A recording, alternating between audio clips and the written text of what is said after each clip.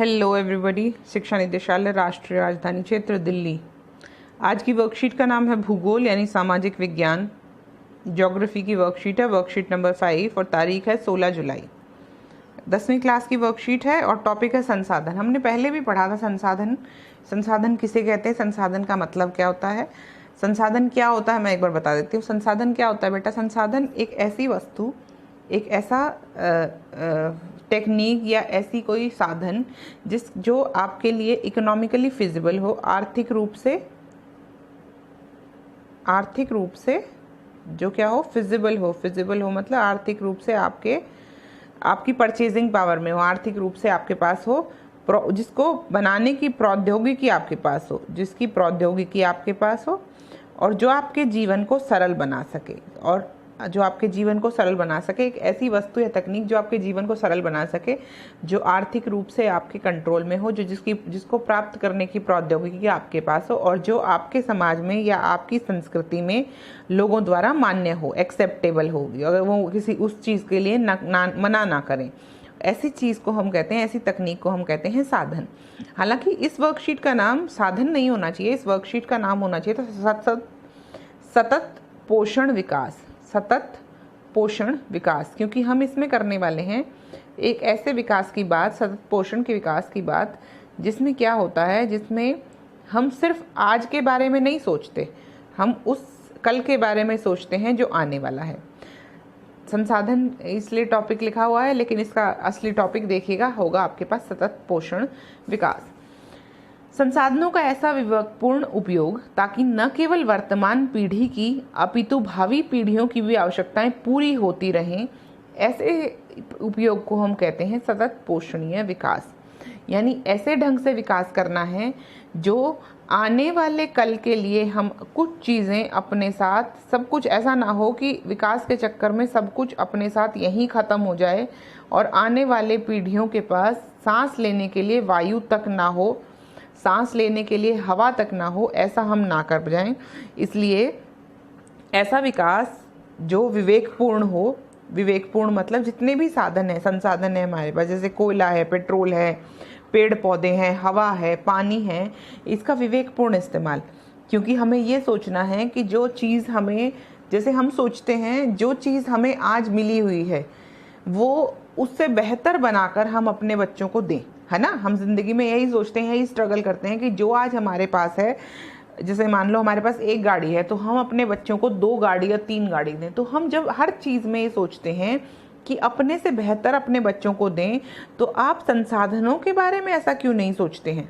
यही है आज के इस पाठ की थीम, यही है इस वर्कशीट की थीम, कि हमें ये सोचना है कि हम अपने बच्चों के लिए, अपने आने वाली जनरेशन्स के लिए, अपने आने वाले पीढ़ियों के लिए जो साधन हैं उनको इतना बर्बाद करके ना जाएं कि उनके पास साधन ही ना बचें, कि उनके पास इस्तेमाल के लिए संसाधन ही ना बचे, ना सांस लेने के लिए वायु बचे, ना पीने के लायक पानी बचे, कहीं ऐसा ना हो जाए। चलिए शुरू करते हैं पाठ शुरू होता है साधनों का ऐसा विवेकपूर्ण इस प्रयोग ताकि न केवल वर्तमान पीढ़ी अपितु भावी पीढ़ियों की आवश्यकताएं भी पूरी होती रहें, ऐसे विकास को हम कहते हैं सतत पोषणीय विकास।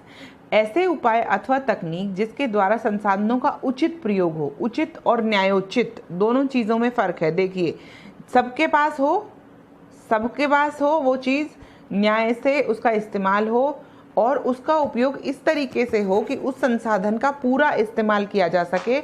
ऐसा ना हो आधा संसाधन वेस्ट हो जाए, आधा संसाधन बर्बाद हो जाए। इसको कहते हैं संसाधन नियोजन। संसाधन नियोजन होता है समायोजित, न्यायोचित तरीके से जो भी संसाधन या आपके पास मौजूद हैं, जो भी आपके पास अवेलेबल हैं, जो मौजूद संसाधन हैं, उनका अच्छी तरीके से न्यायोचित उचित उपयोग सुनिश्चित किया जा सके।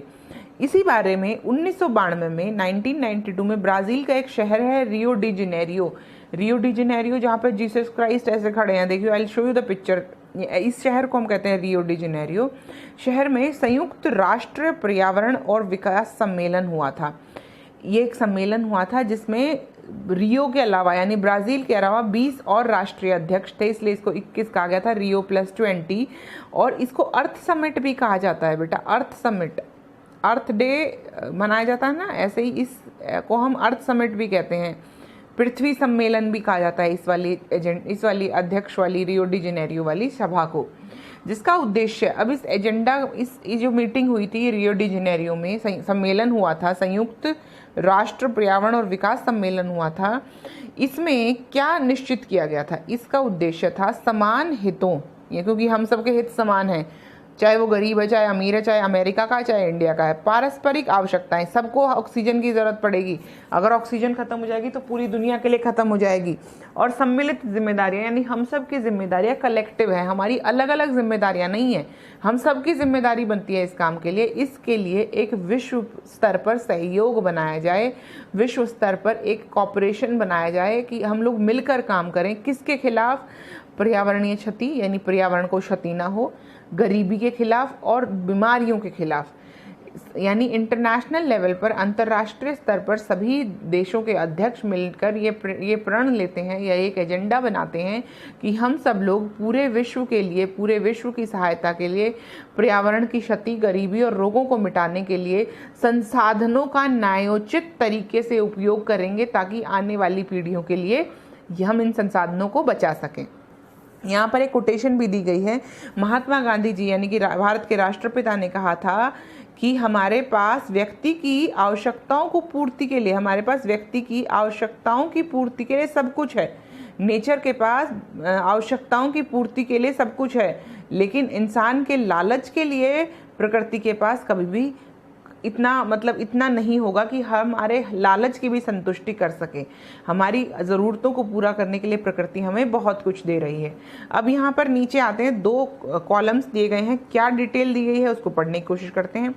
भू उपयोग, यहाँ पर हम बात करने वाले हैं ज़मीन की, लैंड, क्योंकि हमने देखा वाटर पॉल्यूशन, एयर पॉल्यूशन, यहाँ पर हम बात करने वाले हैं लैंड पॉल्यूशन की। पहले तो हम लैंड का यूज़ देखते हैं कि आप जो ज़मीन पर रहते हैं उस ज़मीन का कैसे कैसे उपयोग किया जाता है। देखिए, ज़मीन जो भू है यानी ज़मीन है, उसका कहाँ कहाँ उपयोग किया जाता है। ज़मीन पर या तो वन है, ज़मीन पर कृषि के लिए अनुपलब्ध भूमि है, मतलब ऐसी जगह जो कृषि के लिए अवेलेबल नहीं है, उस पर या तो बिल्डिंग्स बनी हुई हैं या कुछ और काम चल रहा है। परती भूमि, जिस पर परत जम चुकी है यानी कि अब वो कृषि के लायक नहीं है। प्रति भूमि के अलावा ऐसी भूमि जो कृषि योग्य बनाई जा सकती है। और फिर लास्ट में है शुद्ध बोया गया क्षेत्र। जब ये सारी चीज़ें निकाल देते हैं फिर हमारे पास बचता है भू उपयोग में ऐसा क्षेत्र जिस पर फसलें बोई जाती हैं, जिस पर कृषि की जाती है। ये हो गए भू उपयोग। अब हम देखते हैं भू निम्नीकरण। भूमि को इस तरीके से इस्तेमाल करना कि वह कृषि योग्य ना बचे, भूमि का इस तरीके से इस्तेमाल कि वह कृषि योग्य ना बचे, उसको कहते हैं भू निम्नीकरण। ऐसे प्रोसेस को कहते हैं भू निम्नीकरण।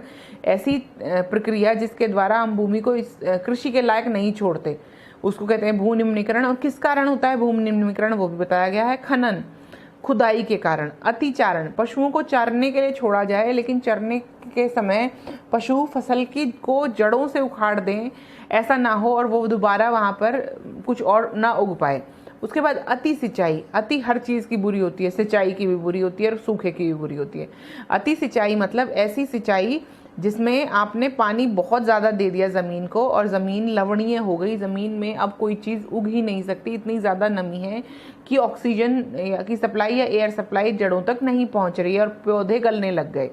उसके बाद है औद्योगिक प्रदूषण। बहुत बड़ा कारण है बेटा औद्योगिक प्रदूषण। उद्योगों से ऐसा प्रदूषण निकलता है जिसकी वजह से धरती या तो लवणीय बहुत ज़्यादा हो गई है, एसिडिक हो गई है, या फिर क्षारीय हो गई है, बहुत ज़्यादा बेसिक हो गई है। इसकी वजह से क्या हुआ है, धरती कृषि योग्य नहीं बची है। धरती कृषि योग्य नहीं बचने को ही भू निम्नीकरण कहा जाता है। उसके बाद एक और कारण है भू निम्नीकरण का, वन उन्मूलन। वन उन्मूलन, यहाँ पर संधि विच्छेद करिए। वन और उन्मूलन, वन होता है जंगल और उन्मूलन मतलब खत्म हो जाना। धीरे धीरे जंगल खत्म हो रहे हैं, जंगल खत्म हो जाएंगे तो धीरे धीरे भूमि की उर्वरता भी समाप्त होती जाएगी और भूमि किसी लायक नहीं बचेगी। अब इसी संदर्भ में हमारे पास नीचे एक एक्सरसाइज दी गई है।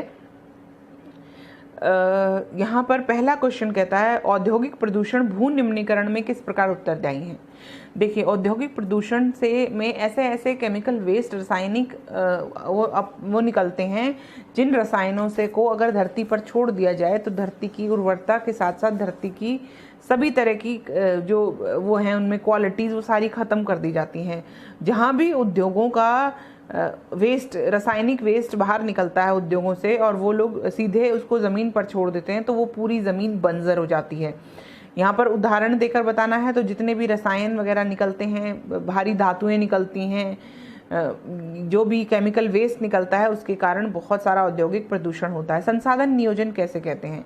संसाधन नियोजन किसे कहते हैं? संसाधन नियोजन है संसाधनों का उचित तरीके से उपयोग करना सुनिश्चित हो जाए, उसको कहते हैं संसाधन नियोजन। यानी कि समायोजित तरीके से मिलकर संसाधनों का बिल्कुल कंप्लीट यूज़, पूरी तरह संसाधन का इस्तेमाल हो और कम से कम संसाधन यूज़ हो, ऐसा ना हो कि संसाधनों का वेस्टेज होता रहे, इसको कहते हैं संसाधन नियोजन। एजेंडा 21 के उद्देश्य क्या थे? हमने साफ साफ पढ़ा, एजेंडा 21 पारित किया गया जिसका उद्देश्य था समान हितों, पारस्परिक आवश्यकताओं, सम्मिलित जिम्मेदारियों के अनुसार विश्व सहयोग, ये देखें विश्व, जिसका उद्देश्य समान हितों, पारस्परिक आवश्यकताओं, सम्मिलित जिम्मेदारियों के अनुसार विश्व सहयोग के पर्यावरणीय क्षति, गरीबी और रोगों से निपटना है। अगला क्वेश्चन पढ़ते हैं। अगला क्वेश्चन क्या कहता है? अगला क्वेश्चन कहता है यह पृथ्वी हमें अपने पूर्वजों से विरासत में नहीं बल्कि अपितु यह अपने आने वाली पीढ़ी से हमने उधार ले रखी है, जिसे हमें उन्हें लौटाना है। इस कथन के आलोक में, इस कथन के प्रकाश में सतत पोषणीय विकास के महत्व को आप वर्णन कीजिए। देखिए, सतत पोषणीय विकास तब होगा जब मेरे पास एक कटोरी है और उस कटोरी में पानी लिमिटेड है। ये हमारी धरती है, यहाँ पर जितनी भी चीज़ें हैं वो लिमिटेड हैं। ना बाहर से कोई अंदर जा सकता है, मतलब सामान लेकर, ना बाहर से कोई और वस्तु धरती पर, पानी, हवा कुछ आ सकता है। जो है इस घर के अंदर है। जब हम लॉकडाउन में थे तो जो हमें घर में था वही चीज़ें इस्तेमाल करनी थी, तो हमने सोच समझ कर इस्तेमाल करी वो चीज़ें। तो इस लॉकडाउन में ऐसे ही धरती पर परमानेंट लॉकडाउन है। धरती के बाहर से धरती पर कोई भी संसाधन नहीं आ सकता और कोई भी संसाधन हम बाहर भेज तो खैर सकते हैं, हम लोग कोशिश कर सकते हैं, लेकिन धरती के बाहर से कोई संसाधन नहीं आने वाला है। यानी कि जो भी है हमें अपनी धरती के ही संसाधनों से, जो संसाधन अभी मौजूद हैं उन्हीं से सर्वाइव करना है और आने वाली पीढ़ियों को भी सर्वाइव कराना है। क्योंकि ऐसा ना हो कि सारा खाना हम आज ही खा जाएं और कल के लिए हमारे पास कुछ ना बचे।